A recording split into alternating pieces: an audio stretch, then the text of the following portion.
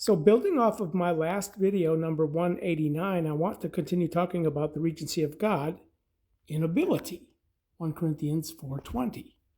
Or let's back up a couple verses and get the context here, because Paul said, "But as though I were not coming to you, some have been inflated. But I will come quickly to you, if the Lord wills, and I will not know the word of those having been inflated, but the ability." So he's now contrasting inflated words with ability.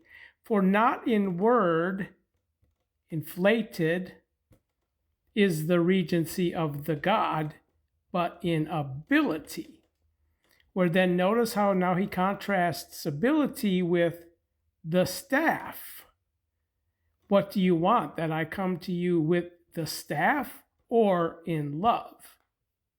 So, again, this points right back to Hebrews chapter 1, verse 8, which builds off of the last video.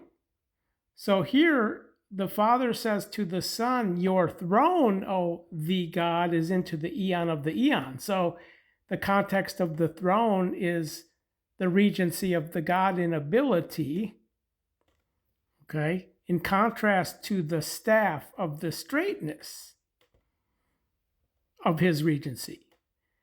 And when we understand how to correctly cut the word of truth, we know that the staff pertains to the judgment and the finishing of the dwelling of Israel after Christ takes seat on the throne of his glory. We're here in Mark chapter 9, when we read of those who will perceive the regency of the God having been come in ability.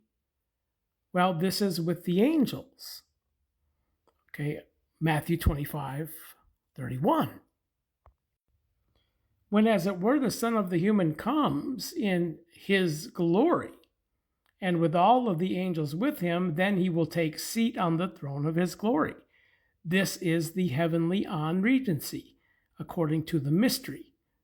This is still the regency of the God, where then those in the nations who will be segregated as the sheep segregate from the kids will perceive the regency coming.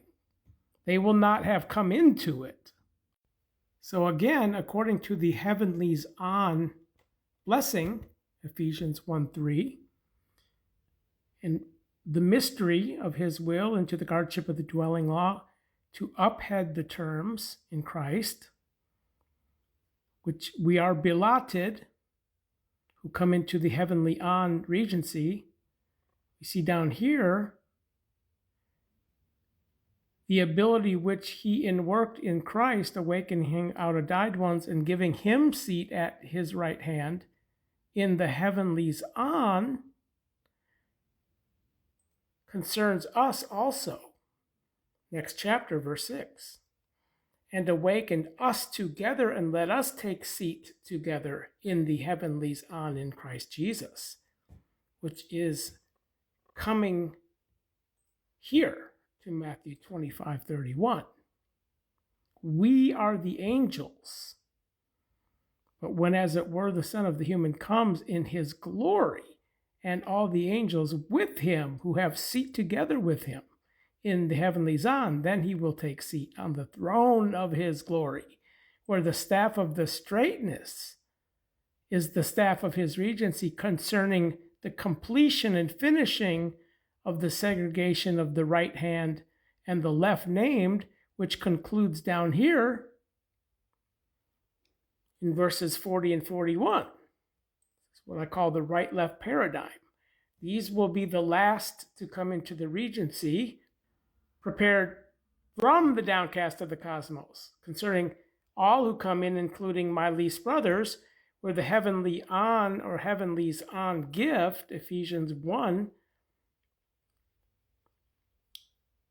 is before the downcast of the cosmos, according to the mystery of the outchosen ones foreseen. So, the throne into the eon of the eon is actually Eonian and testifying time. because the writer's quoting Psalms 45:7. So your throne, Elohim, is Eonian and for testifying time, which the testifying time is referring to the judgment of the dwelling of Israel. The third watch time after midnight, which is the staff of the straightness, in contrast to the throne.